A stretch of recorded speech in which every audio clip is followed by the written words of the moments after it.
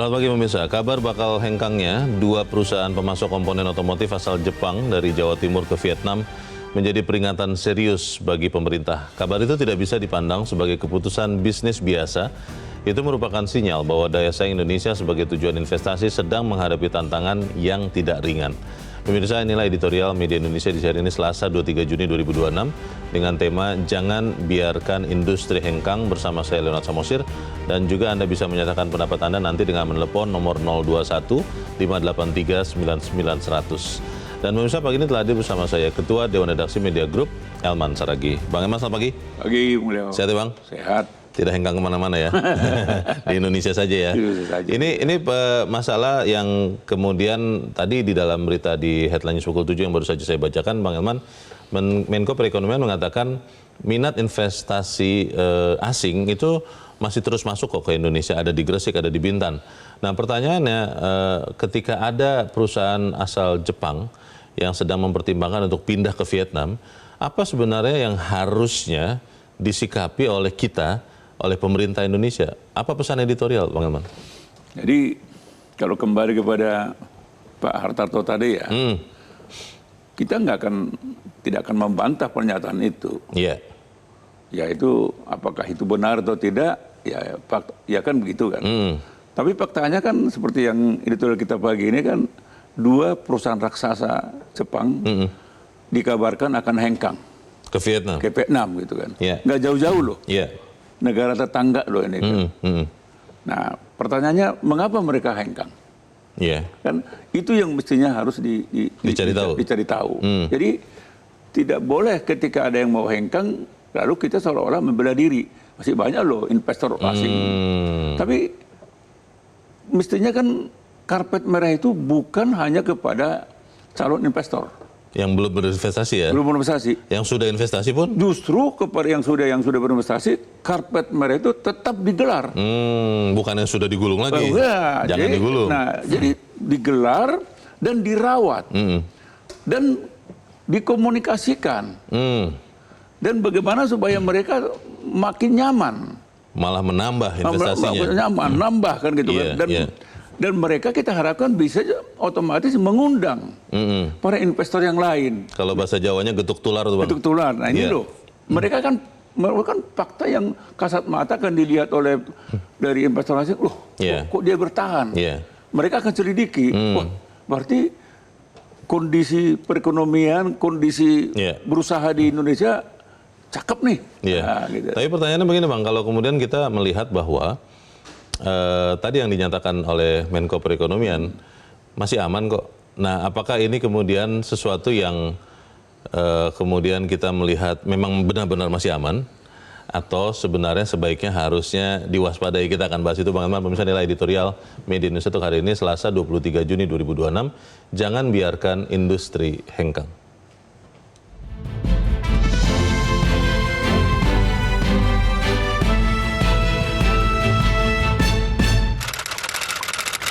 Jangan biarkan industri hengkang.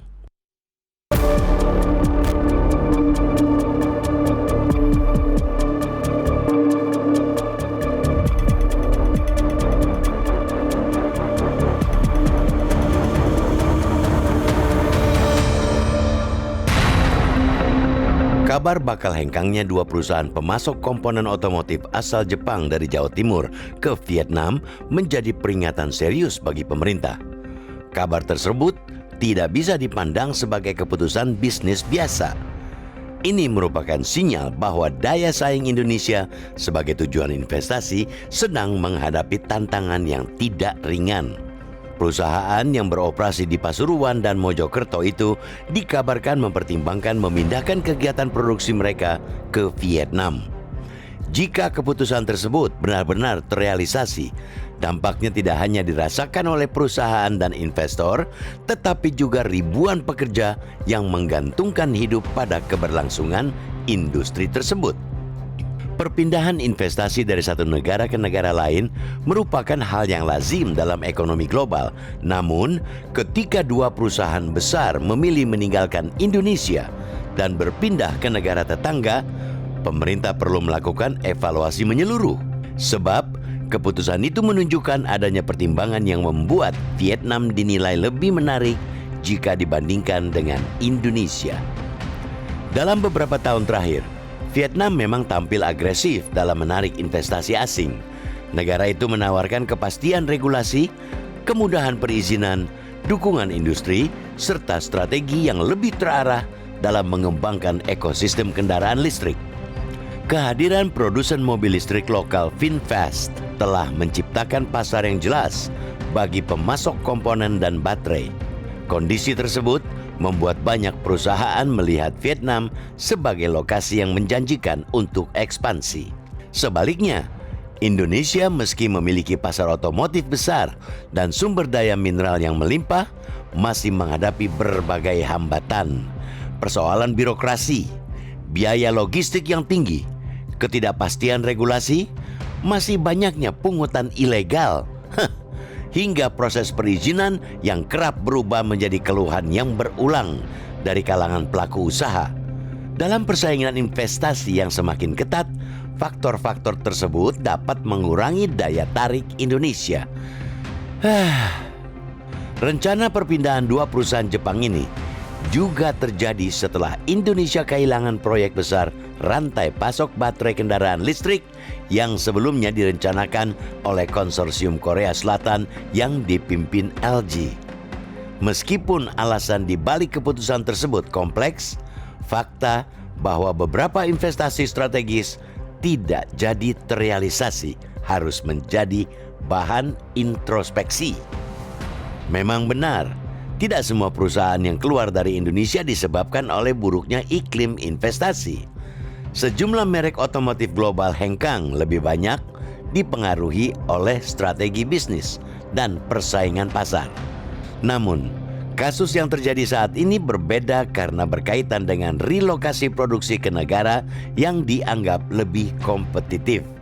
Karena itu, pemerintah tidak cukup hanya menawarkan insentif fiskal seperti pembebasan pajak atau relaksasi aturan. Yang lebih penting adalah menciptakan kepastian usaha jangka panjang, menegakkan hukum kepada pihak-pihak yang mengganggu kenyamanan usaha. Investor membutuhkan regulasi yang konsisten, proses perizinan yang cepat, biaya logistik yang efisien, pasokan energi yang kompetitif, serta kepastian hukum yang dapat diandalkan. Pemerintah juga perlu mempercepat pengembangan ekosistem kendaraan listrik agar Indonesia tidak hanya menjadi pemasok bahan baku, tetapi juga menjadi pusat manufaktur dan inovasi. Hilirisasi nikel harus diikuti dengan pembangunan industri turunan yang kuat, sehingga menciptakan pasar yang menarik bagi para pemasok global. Selain itu, komunikasi dengan investor yang sudah beroperasi harus diperkuat. Jangan sampai pemerintah lebih fokus memburu investasi baru, tetapi lalai menjaga investor yang telah menanamkan modal dan membuka lapangan kerja selama bertahun-tahun. Perpindahan 2 raksasa pemasok otomotif Jepang ke Vietnam seharusnya menjadi alarm bagi seluruh pemangku kepentingan. Indonesia tidak boleh berpuas diri hanya karena memiliki pasar besar dan sumber daya alam melimpah. Dalam era persaingan global, investor akan memilih negara yang menawarkan efisiensi, kepastian, dan prospek pertumbuhan terbaik. Jika iklim investasi tidak segera diperbaiki, Indonesia berisiko kehilangan lebih banyak industri strategis di masa depan. Jangan sampai negeri ini hanya menjadi pasar bagi produk global, sementara pabrik, lapangan kerja, dan nilai tambah justru tumbuh di negara tetangga.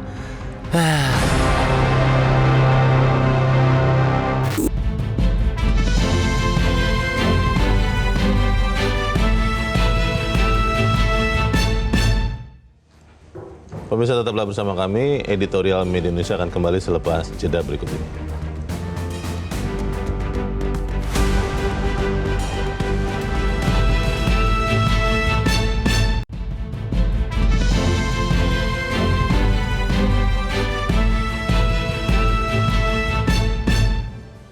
Terima kasih Anda masih bersama kami, dan sekarang kita akan mendengarkan pemirsa Metro TV yang akan berpendapat. Bang Elman, kita sudah tersambung dengan pemirsa Metro TV di Riau.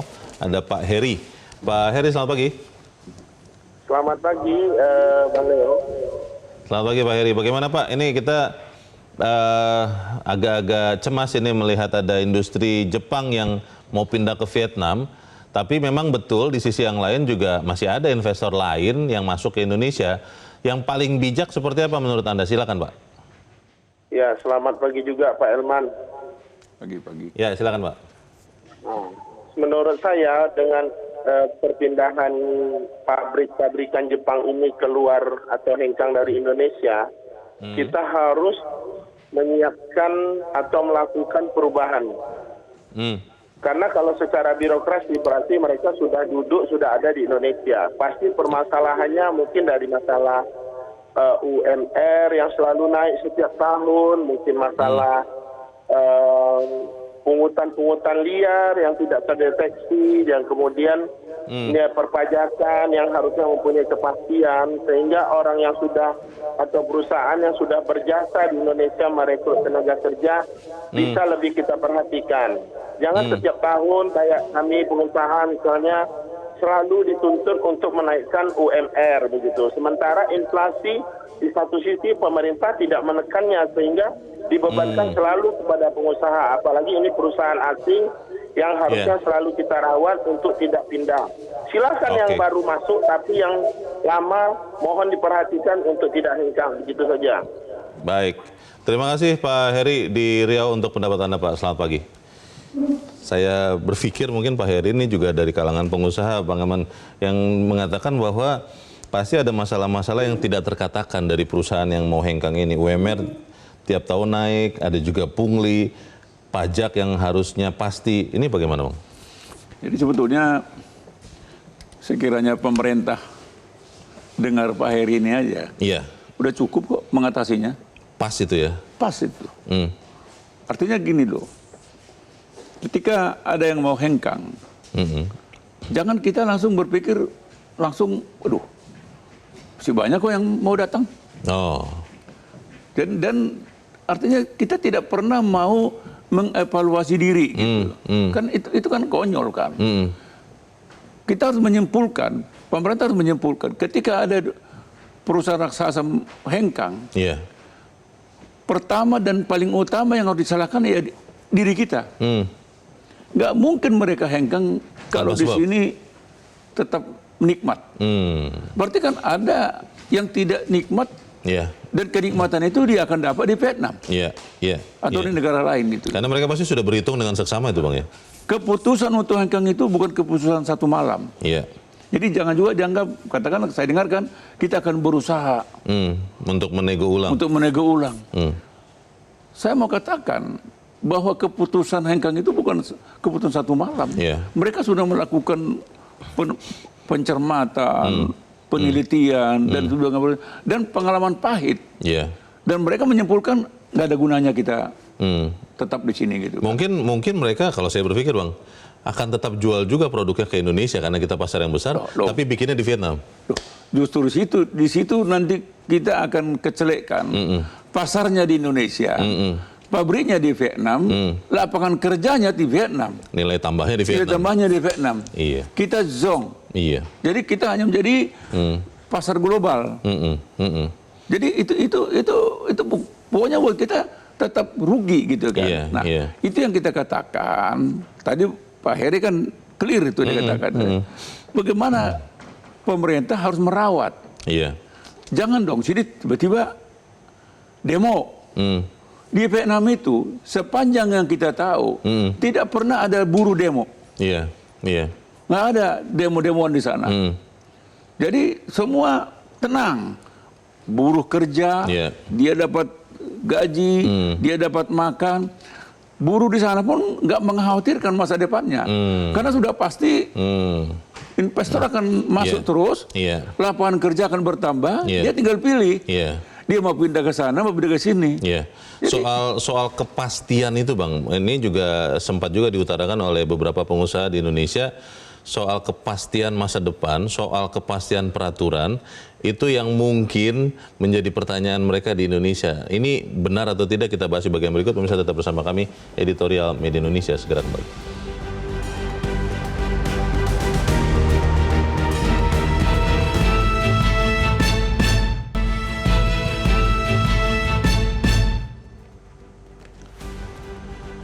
Terima kasih Anda masih bersama kami dan kita ada di bagian akhir diskusi kita pagi ini. Bang Elman, bagaimana kita bisa memastikan bahwa untuk peraturan khususnya yang terkait dengan iklim usaha, investasi, bisnis di Indonesia itu bisa berjalan dengan relatif kontinu, Bang, karena beberapa kali pengusaha mengatakan belakangan ini kelihatannya peraturan itu bisa muncul sesuatu yang baru dengan cepat, Bang.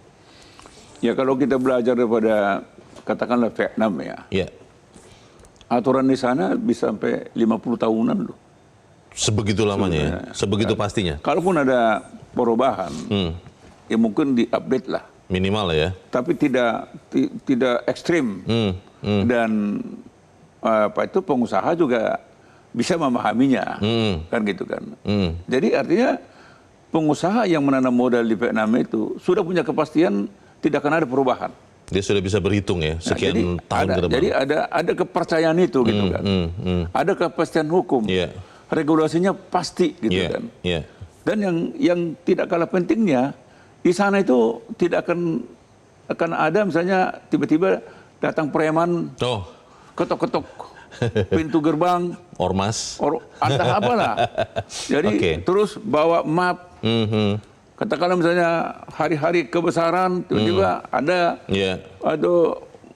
pemerintah pemerintah daerah atau datang menduduki tempat usaha orang begitu sampai kemudian ada silaturahmi begitu ya, Bang. Jadi di sana itu betul-betul pengusaha itu diayomi gitu. Dijaga betul, dirawat gitu kan. Jadi orang yang mengganggu pengusaha di sana mungkin ya dugaan saya dianggap supersip. Berhadapan-hadapan dengan pemerintah ya di sana. Jadi jangan coba-coba memaki-maki atau mengganggu pengusaha. Dan itu friendly-nya Vietnam misalnya bukan hanya dengan pengusaha Vietnam ya? Juga termasuk investor dari luar? Justru investor dari luar. Kan mereka yang bawa duit kan.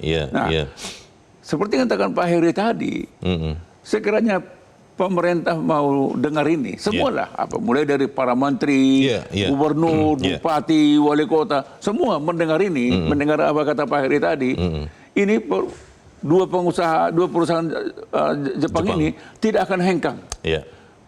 Persoalannya mereka selama ini nggak mau dengar. Itu dia. Terjadilah ini. Jadi kedua perusahaan yang akan hengkang ini harus dipandang sebagai tamparan keras terhadap pemerintah. Ini alarm ya? Ini alarm nih. Kalau tidak segera tidak lakukan introspeksi, tidak hanya 2, 3, 4, 5, semua akan hengkang. Semoga itu mudah-mudahan tidak terjadi dan kita harap apa yang kita sampaikan juga menyumbangkan pemikiran bagi pemerintah. Bang Elman, terima kasih sudah hadir di tempat ini. Selamat pagi, Bang. Pemirsa, kalau iklim investasi tidak segera diperbaiki, Indonesia berisiko kehilangan lebih banyak industri strategis di masa depan. Jangan sampai Indonesia hanya menjadi pasar bagi produk global, sementara pabrik, lapangan kerja, dan nilai tambah justru tumbuh di negara lain. Saya, Leonard Samasubi, terima kasih Anda sudah menyimak editorial Media Indonesia untuk pagi ini. Terus jaga kesehatan Anda, terus jaga nurani Anda. Selamat pagi, sampai jumpa.